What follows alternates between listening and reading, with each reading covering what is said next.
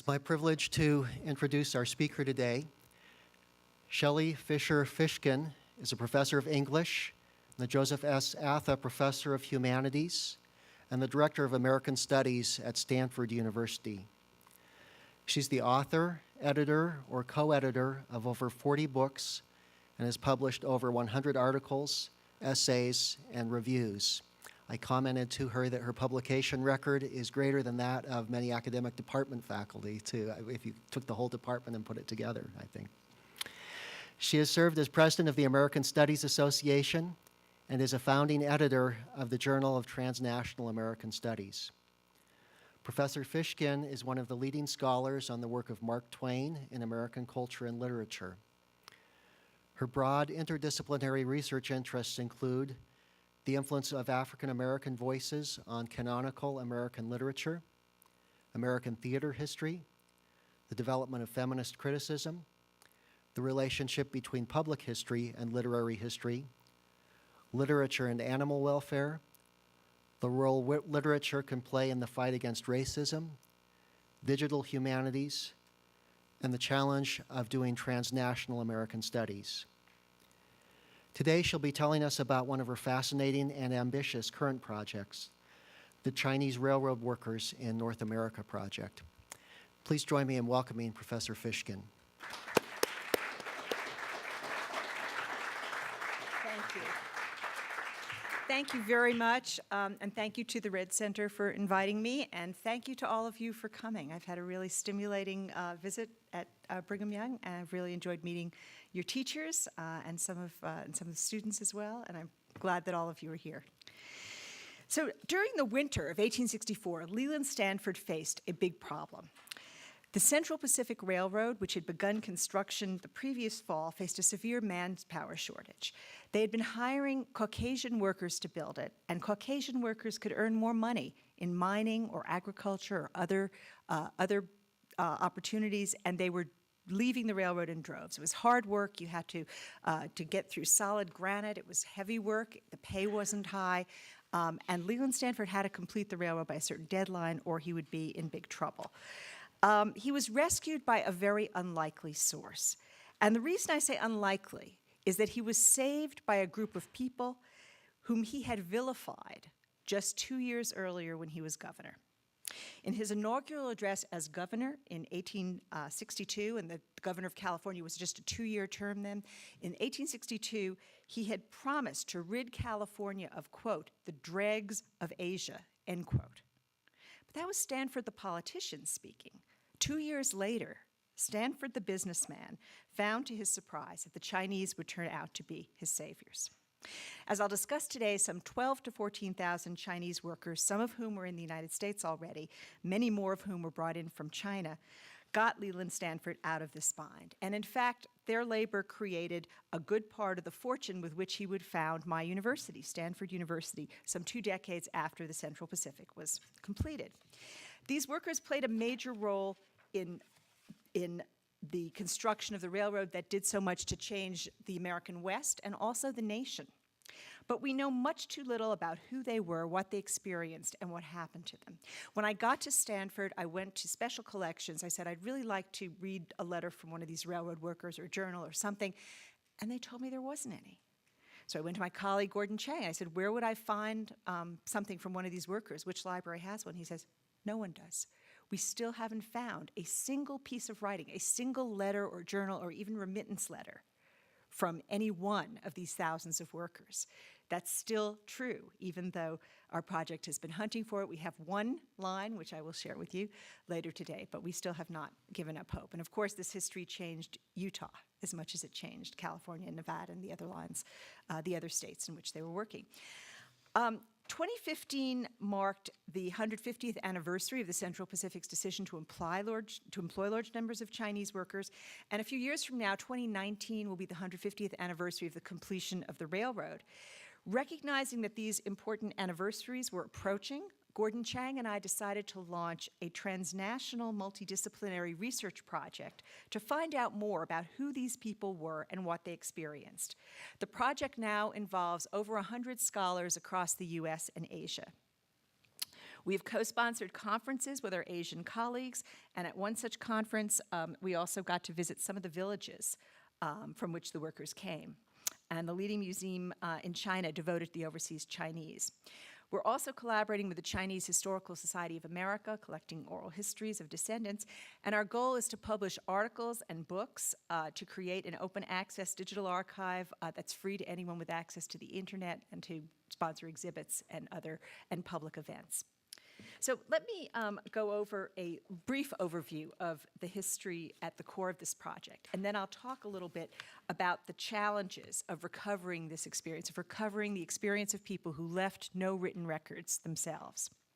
So in 1862, President Lincoln signed a bill that authorized the U.S. Congress, he signed a bill passed by the Congress that authorized the construction of such a railroad across the nation.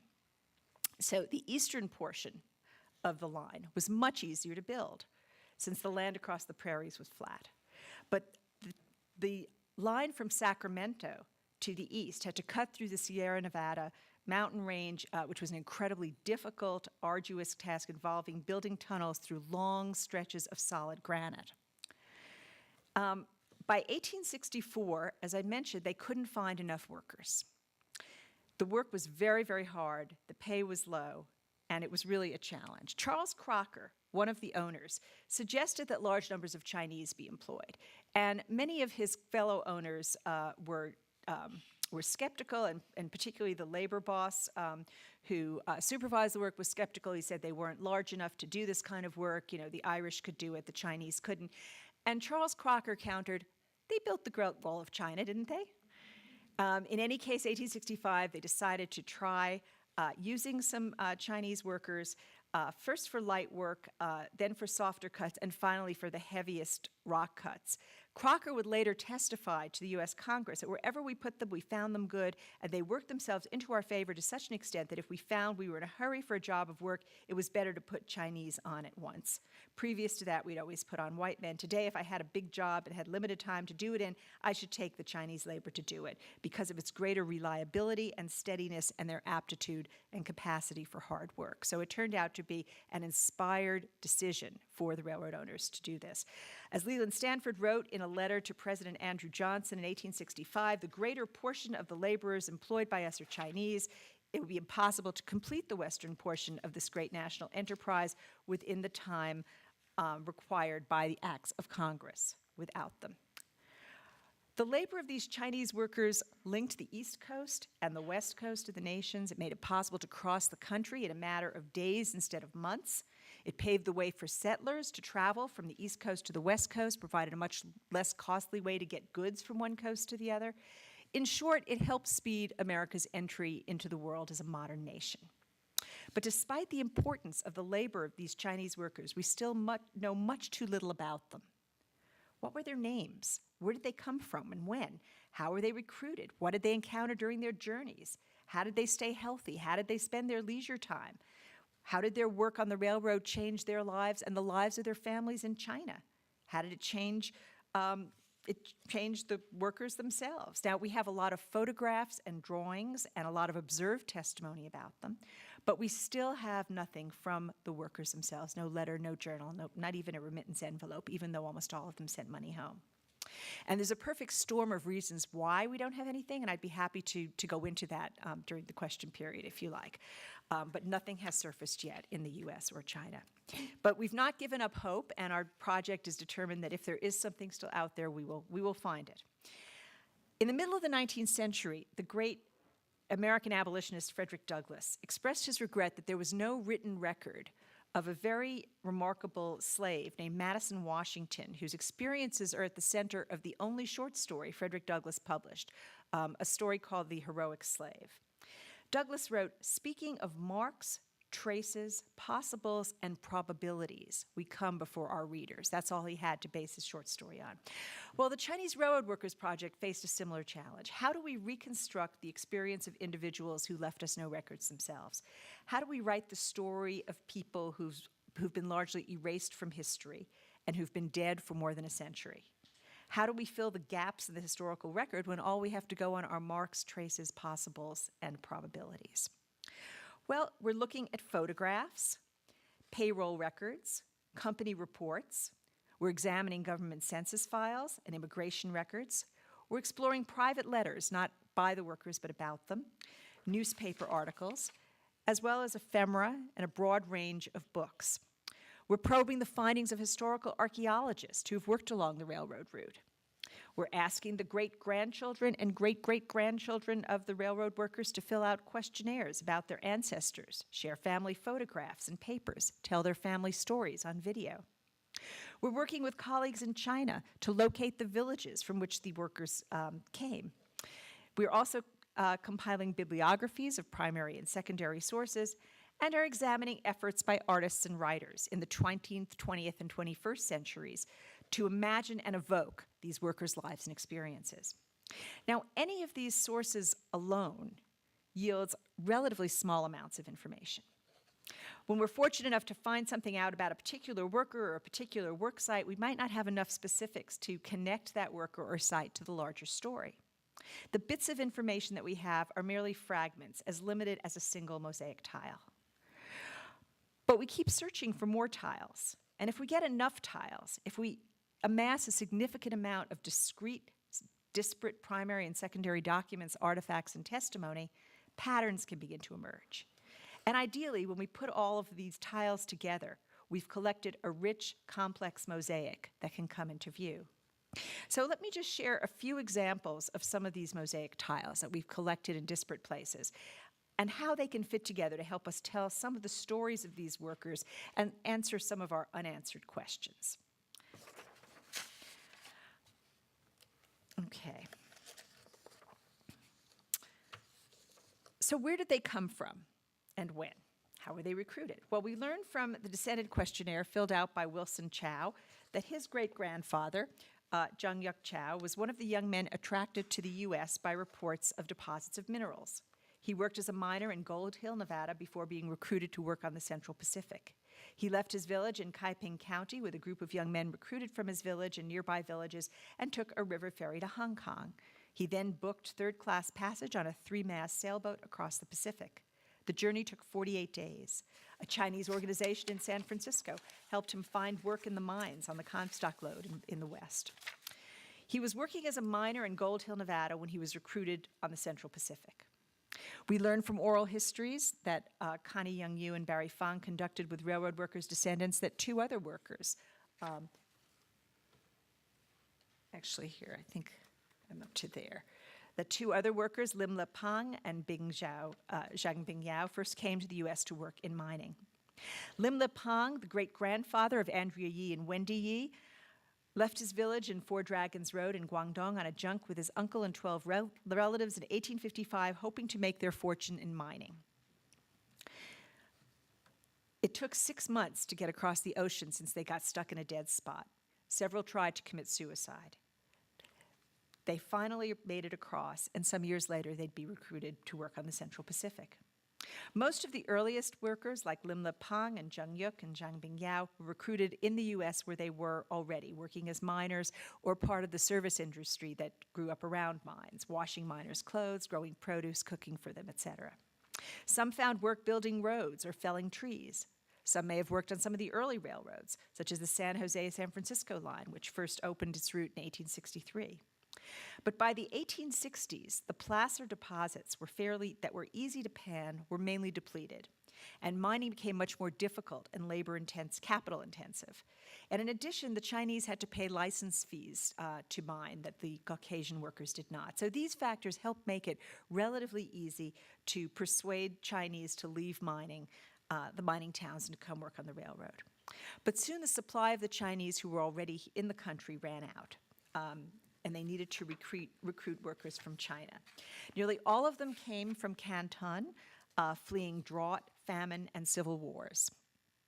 Hung Lai Wo, the great-grandfather of Russell Lowe, left his village in Toishan County as a teenager in the mid-1860s with one of his brothers to work on the Central Pacific in 1865 to 67. Chin Lin Su was also recruited directly from Guangdong to work on the Central Pacific. The striking 6'2" tall man with blue eyes came to the U.S. with a good command of English. But where did he come from? Connie Young-Yu and Barry Fong and I interviewed his family, but they didn't know. But then we learned from them that his young son, William, had traveled to China after his father's death with his sister and then returned to the U.S. And the immigration interview surrounding his return gave us some clues. And then a student of mine photographed a headstone of another son of Chinlin Su's in a cemetery in Denver. And when I sent the image and interview transcript to our colleague at BYU University, she was able to confirm the name and the location of the family's village, Hangmai Village. Jim King, or Zhao Qi, the great-grandfather of Jean Chan, was recruited from his village in Guangdong. In June of 1866, he was working as a labor contractor for the Central Pacific. By the summer of 1866, nearly 4,000 Chinese were working on the railroad. And before the railroad would be completed, some 8,000 more would be employed doing the arduous work.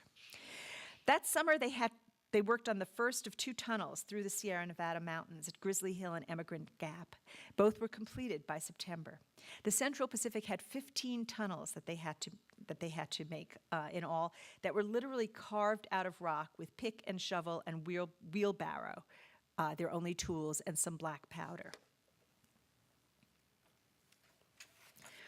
When we began the project, we had no idea that archaeologists would become key collaborators. As it turns out, although we don't have a single letter or remittance envelope from one of these workers, archaeologists have thousands of pieces of their rice bowls, gaming pieces, cooking vessels, and opium pipes. Archaeologists Paul Chase and William Evans did important work at Donner Pass, for example, finding fragments of the material culture they left behind, which can give us insight into their lives. Their research, which they conducted some time ago, was published for the first time in the current issue of Historical Archaeology, which was the special issue that came out last spring, edited by the project's archaeology director, Barbara Voss, and several of the articles from it are available on our website. And others, I'm sure you can get the issue through your library. They may have eaten from bowls like these. As Paul Chase and William Evans suggested, they note the character for double happiness on the bowl. Some of them are marked with other words wishing fortune and prosperity, and also peck marks indicating the name of the person who owned the bowl. These are some gaming pieces, some made out of coins, some were fashioned by the workers themselves out of copper or tin. Here are some fragments of an opium pipe. These are pieces of a jug used to transport food. The workers repurposed cleaned out powder kegs for tea, which was delivered to them at their work site by a fellow worker carrying a bamboo pole on his shoulders from which the kegs were suspended. And this turned out to be really key to their staying healthy, because most of the Caucasian workers drank stream water. And of course, unfiltered stream water was really dangerous. They kept getting dysentery and other diseases. The Chinese drank boiled water in tea, and it was a really good way to stay healthy. They also had a tradition of bathing every night. They would take sponge baths every night before their evening meal. And this was another really healthy thing to do, a tradition that the other workers did not have. In fact, it had been said that some of them acted as if they were allergic to baths and bathing. But it was a tradition that they developed in Guangdong. When we went to visit Guangdong with the team, we realized it's a really humid, really hot place where at night, if you didn't bathe, you couldn't sleep. And they took that tradition with them when they went into the mountains, where the climate was extremely different, but it was still a very healthy habit to maintain. Could they read and write? Well, since no document by any one of the workers has yet surfaced in the US or China, many have assumed that they were illiterate.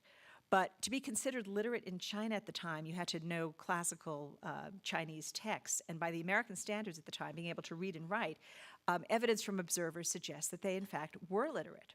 Now, Mark Twain lived in Silver Country in the Nevada Territory between 1861 and 1864, and he published these observations of the Chinese in Virginia City in his book, Roughing It. And since we know that many of the Chinese workers on the Central Pacific were recruited from Virginia City and other towns like it, this really can be considered to apply to them as well. He wrote there were about 1,000 Chinese in Virginia City. All of them can read, write, and cipher with easy facility. Pity, but all our petted voters could. And in fact, other observers also record that the Chinese were literate and they could read and write and cipher. We do have, as I mentioned, one line of calligraphy from a worker named Kum Sing that he wrote in a payroll record that I looked at in the California State Railroad Museum. And it seems as if Kum Sing received a large number of gold dollars and returned $200 to another person, perhaps a contractor or a middleman of some sort. But this is the only written line by a railroad worker from the 1860s that we've found. But this line actually had some useful information in it, in that a colleague from Guangdong was able to look at the calligraphy and say, I can tell from the calligraphy that he had been trained in accountancy. So that was an interesting insight, that there were some professionals among the laboring force as well. In addition to chipping and blasting through granite and grading roadbeds and felling trees for ties, for railroad ties, many Chinese were put to work building snow sheds that fall in preparation for the preparation for the winter snows. So this is what a snow shed looked like from the top, and this is its interior. Think of kind of a barn that's on its side. Building them could be very dangerous, however. While building snow sheds in the Sierras, the brother of Hung Wai-lo lost an eye in a blasting accident. But they were a good precaution to take because the winter of 1866-67 was one of the harshest winters on record. There were 44 snowstorms and an average of 18 feet at the summit. Many workers were engaged in full-time snow removal. Snow slides could be deadly. Here's an article about a snow slide that killed 19 Chinese workers. Dangerous avalanches were a constant threat. Snowdrifts sometimes blocked the tunnel entrances, and snow was far from the only danger. Landslides, explosions, blasting accidents, falls, Indian raids, everything took their toll. Historians disagree on the number of Chinese who may have lost their lives in the construction of the Central Pacific, and we'll never know the exact number. Figures were not kept, but even Charles Crocker testified to Congress that many lives were lost in the construction. As my colleague Barbara Voss, the archaeologist, observed in Historical Archaeology, in light of the precarity of workers' bodies, seemingly mundane results of archaeological research, traces of shelter, nourishment, medicine, pain-numbing opium, take on heightened significance as efforts to care for one's own and one's fellows in a dangerous environment. In addition to facing the hazards of a dangerous environment, these workers faced the indignity of discrimination, both on and off the job. The Chinese workers had to pay for their food and lodging and their tools out of their wages, while the white workers did not. According to one scholar's calculations, the Chinese workers cost the Central Pacific about 2/3 of what it cost white workers, what it paid white workers. The Chinese had no right to testify in court. They had no recourse when white people accused them of crimes of which they were innocent. Now, Mark Twain wrote a number of satires condemning the way the Chinese were treated by white Americans in the American West. And in one such piece, he noted that a young boy growing up in the West in the 1860s would learn from his elders that a Chinaman, quote, a Chinaman had no rights that any man was bound to respect, that he had no sorrows any man was bound to pity, neither his life nor his liberty was worth the purchase of a penny when a white man needed a scapegoat, that nobody loved a Chinaman, nobody befriended him, nobody spared them suffering when it was convenient to inflict it. Everybody, individuals, communities, the majesty of the state itself, joined in hating, abusing, and persecuting these humble strangers. The dangers and the discrimination that they faced on a daily basis make it all the more remarkable that the Chinese workers on the Central Pacific accomplished the extraordinary feats that they did. Their achievements, what they built, were stunning. Summit Tunnel, for example, was more than 1,600 feet long through solid Sierra Nevada granite. One newspaper noted that during its construction, many had predicted that it would take 3 years to do what the Chinese workers did in one. One of our project's goals is to create a digital visualizations of feats like Summit Tunnel, some of which might look like these, and I'll just scroll through them very, very quickly.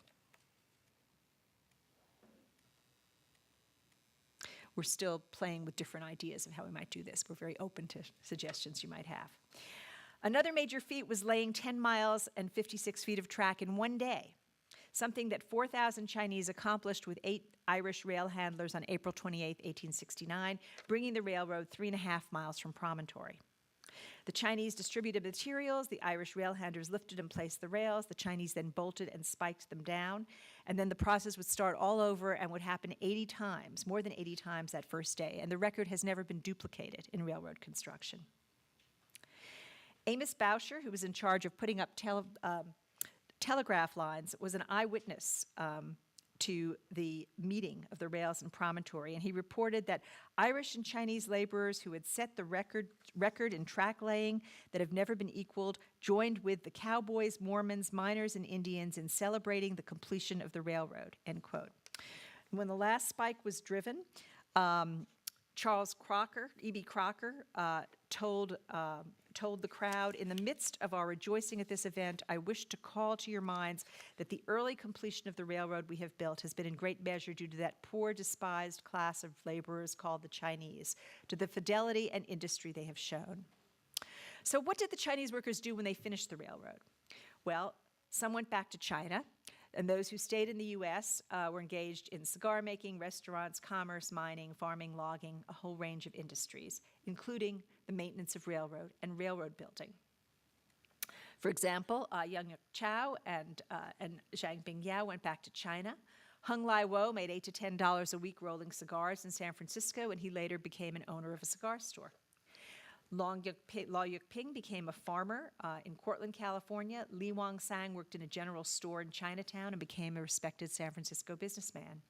Lim Le Pong worked in mining camps. Chin Lin Su worked for the Union Pacific, bringing the tracks up to government standards. And then he became a foreman of the Denver Pacific, helping to bring in its construction under budget. And he later became a labor contractor for silver mines in Gregory Gulch, Colorado. And many Chinese went on to build railroads all across the United States after the Central Pacific was completed. So here are some pictures of Chinese working on the Southern Pacific. Here are some going to work on the Oregon and California line. Here's a payroll from the Virginia and Truckee Railroad. These are three of the men who helped build the Northern Pacific. And here are some Chinese workers from a slightly later period in British Columbia. In addition to building all these roads, the Chinese also helped keep them in good repair. A lot of the earlier roads kept falling apart. And the work on these other railroads was just as hazardous as the Central Pacific. This is a grave marker for 5 Chinese railroad workers who died while constructing the Texas and Pacific Railroad around 1881. Fueled by racism, xenophobia, and fear of job competition, waves of anti-Chinese hostility rolled across the western U.S. with increasing violence, with increasing frequency after the completion of the Central Pacific. In July 1877, a labor rally in San Francisco turned into an anti-Chinese riot as demagogues blamed the problems of the white working men on the Chinese. Anti-Chinese hysteria helped prompt lawmakers to pass the Chinese Exclusion Act in 1882. But the passage of an act aimed at preventing Chinese from coming to the U.S. did not stop the anger directed at the Chinese who were already here. During the 1880s, the Chinese were attacked all across the West. They were driven out of 34 towns in California, 3 in Oregon, and 4 in Nevada. There were anti-Chinese riots in Seattle and Tacoma, Washington, in Denver, Colorado, Rock Springs, Wyoming, and many other cities. There were 153 anti-Chinese riots across the West in the 1870s and 80s. And Gene Fowler's book, Driven Out, includes details about all of these events. Former Chinese railroad worker Chin Lin Su was operating several businesses in Denver's Chinatown in 1880 when an anti-Chinese mob destroyed businesses, burned homes, and attacked Chinese in that city. In Seattle, Washington, a mob burned the city's Chinatown as Chin Ji-hee, a labor contractor who had recruited Chinese to work on the Great Northern Railroad, watched as rioters destroyed Chinese homes and businesses. But he kept careful records of what was destroyed and managed to collect $700,000 in damages for the Chinese community. And he later went on to raise funds to build a railroad in southern China. During the 100th anniversary of the completion of the Transcontinental Railroad in 1969, the role of the Chinese in building it was ignored by the official orator.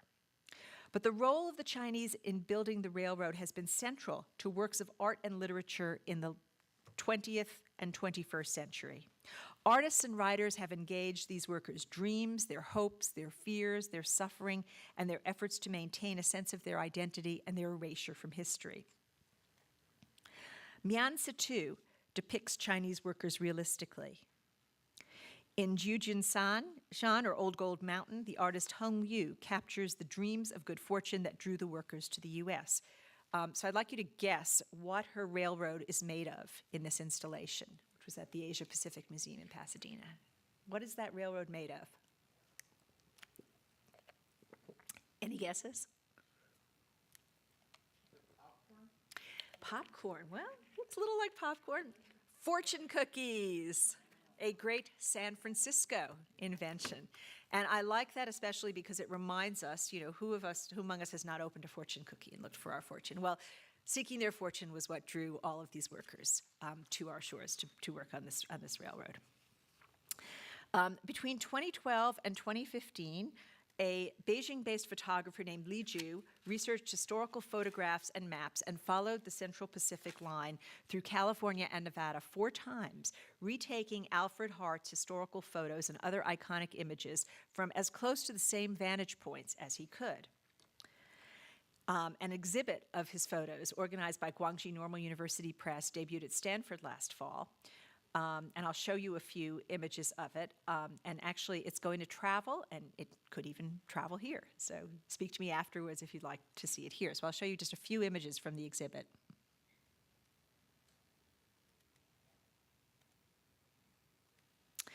And this last photo was taken right in Utah, in Promontory. And this is in 2014 at the commemoration where many Chinese descendants of railroad workers joined others in commemorating the railroad's completion. Meanwhile, in his series called Invisible and Unwelcomed People, the artist Leland, who's based in Seattle, evokes the erasure of the Chinese railroad workers by sketching in Chinese ink on paper haunting scenes of the railroad in which human beings are completely absent. The quiet absence of human figures in these sites that the Chinese did so much to reshape and create is a fitting reminder of the erasure of their labor from the commemorative narratives in 1969. And I'm very grateful to Leland that he gave us permission to display several of his pieces from this evocative and moving series on the Chinese Railroad Workers website. And it is this erased dimension that Leland is capturing in these really very beautiful images that also suggests the beauty, the natural beauty that the workers were exposed to as they worked on the railroad. A reminder that in addition to workers who split logs and leveled ground, these men were human beings who gazed at stunning, vast vistas, who appreciated the natural beauty of the trees and the sky that surrounded them, who daydreamed of home and returning during momentary respites from the hard labor that took up most of their day.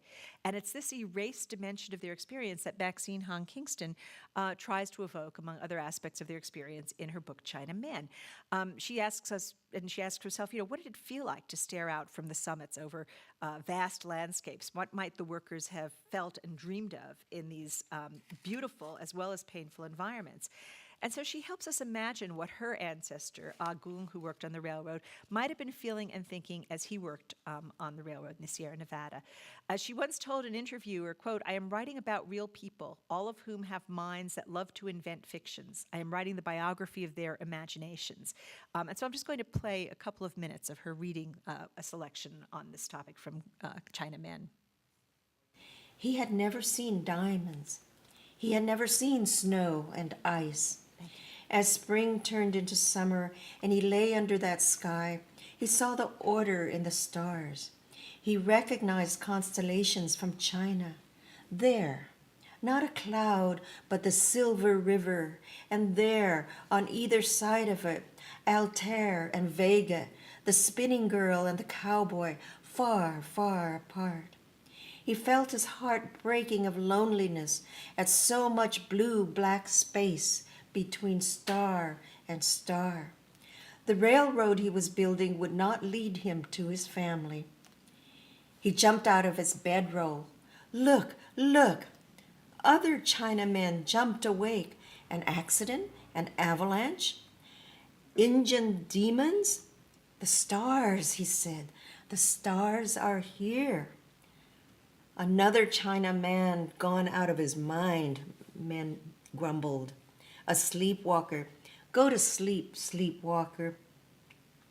There and there, said Agung, two hands pointing. The spinning girl and the cowboy, don't you see them? Homesick Chinaman, said the Chinamen, and pulled their blankets over their heads. Didn't you know they were here? I could have told you they were here. Same as in China, same moon. Why not? Same stars. Nah, those are American stars. It's up to writers like Maxine Hong Kingston, and as we'll see in a moment, the playwright David Henry Hwang, to give us a sense of how the mental strategies that the workers used to survive the physical hardship and the emotional loneliness that they endured. So David Henry Hwang's play, The Dance in the Railroad, debuted at the Public Theater in New York in 1981, was a finalist for the Pulitzer Prize for Drama, and it was revived in New York a couple of years ago when I had the pleasure of seeing it. And I'm going to play the trailer that gives you a little sense of what viewers saw. You'll see the action, you'll see music behind it. As you know, it's illegal to tape to make movies of Broadway shows, so that's why you don't see them more. But I'll talk a little bit about what's happening in the play as you see the trailer. So it focuses on two Chinese workers on a mountaintop.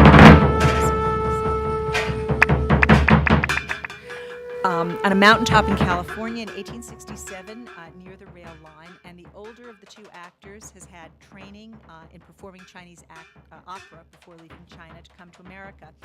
And it's his daily practice of the subtle choreography of Chinese opera movements that gives him the strength of mind and heart to withstand the dulling, physical, and mentally exhausting pressures of working on the railroad. It's what separates him from the dead, as he refers to his fellow workers.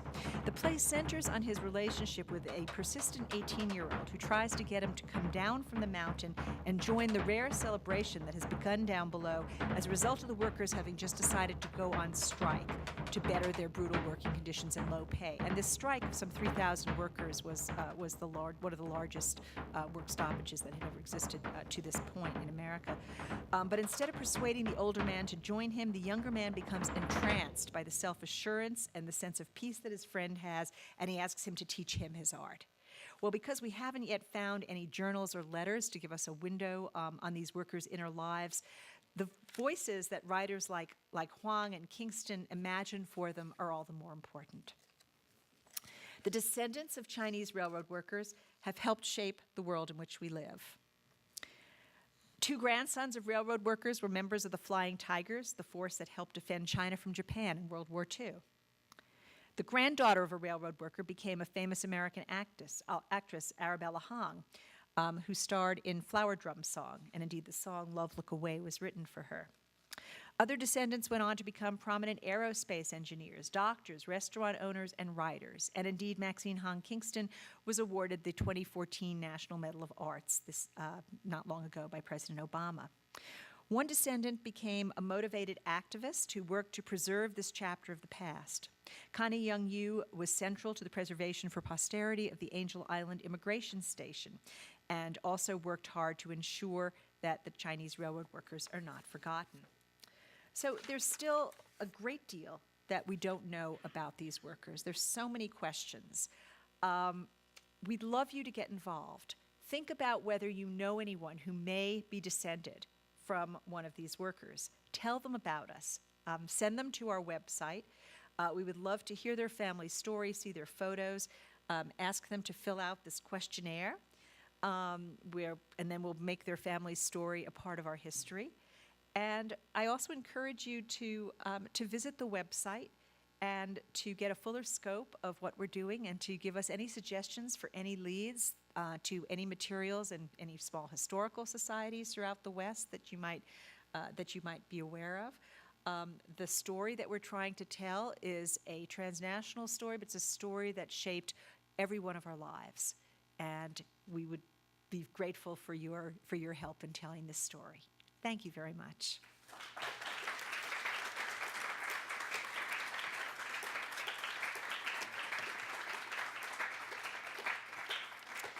So I'd be happy to respond to questions or expand on anything or talk about anything you'd like to discuss. Any questions or comments? Yeah. Would you mind picking up on that comment that you made early on in the presentation where you said it had been a perfect storm of historical events that function to erase written records? Is that what you said? Yeah, and it really is. I mean, we realize we're very jealous. For example, the Canadians have really great records of Chinese who worked on the Canadian Pacific a couple of decades later. But what happened in the U.S., first of all, they sent all these remittances home, and they also sent letters home. We know that they did both of those things.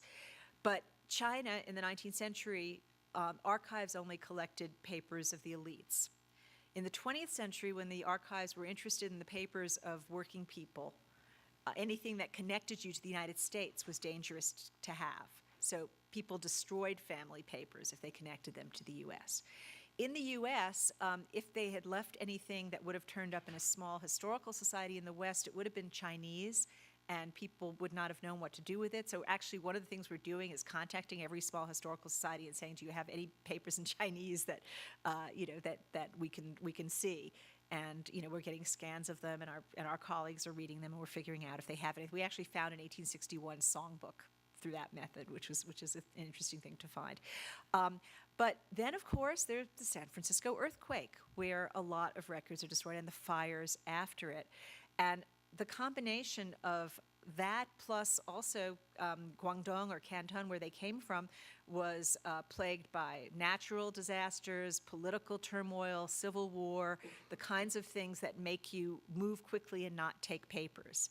So we keep hoping that respect for your ancestors will trump your fear of the Communist Party finding you with a letter from your great-grandfather in your home from Nevada or Utah, but we haven't found it yet. But it really is very, very frustrating because we're not talking about a few hundred people. There are thousands. These are thousands of people who were writing home, periodically over a period of many years, and there's still nothing. But thank you for that question. Yeah. I wanted to see if you could give us some more details about the building up of your team and how you and your colleague from Stanford have reached out to not just transnational but multidiscipline scholars in different fields. And this is a big undertaking you're doing. You have a lot of people involved. Just how long did that part take, and how has that worked out for you? Well, we got the idea in 2012, so it hasn't been that long ago.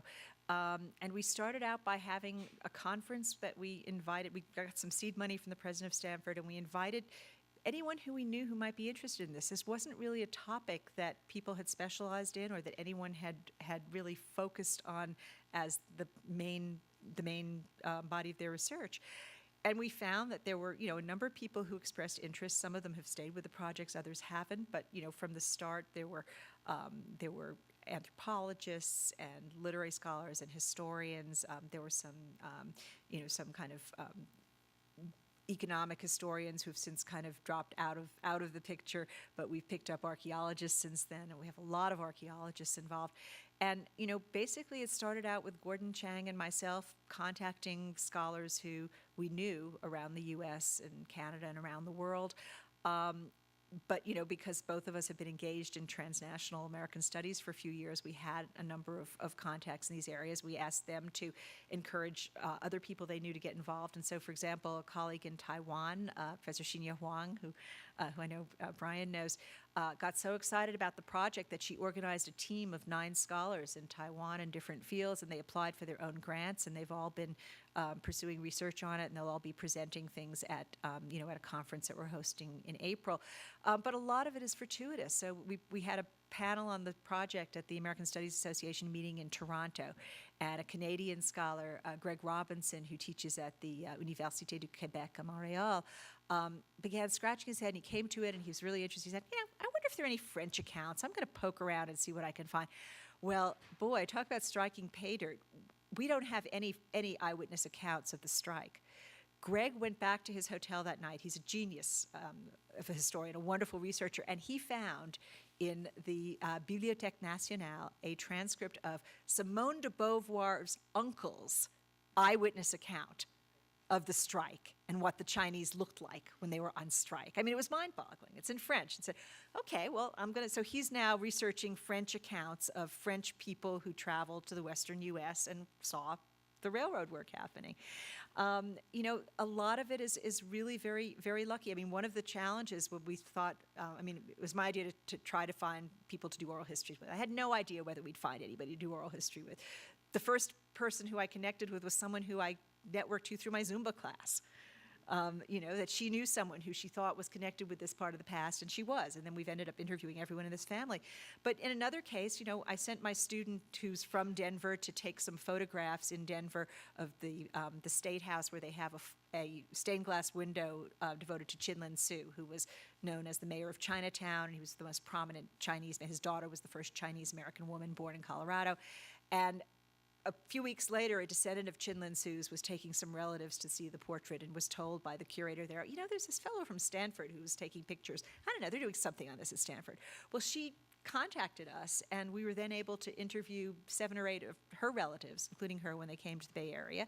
And that, in turn, clued us into a lot of other interesting leads. And we've also had, you know, colleagues in China expressing a lot of interest.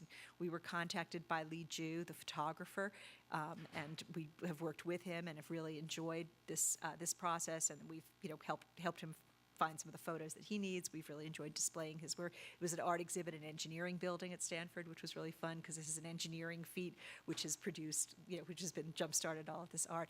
So there isn't a clear method, and there's not really a good system for coordinating it all. So it's very, very challenging.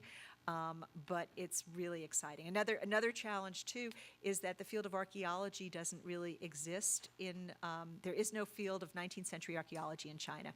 In China, if you're an archaeologist, it's all ancient. So we finally learned that what we need to tell people is that our archaeologist colleagues are doing folklore studies.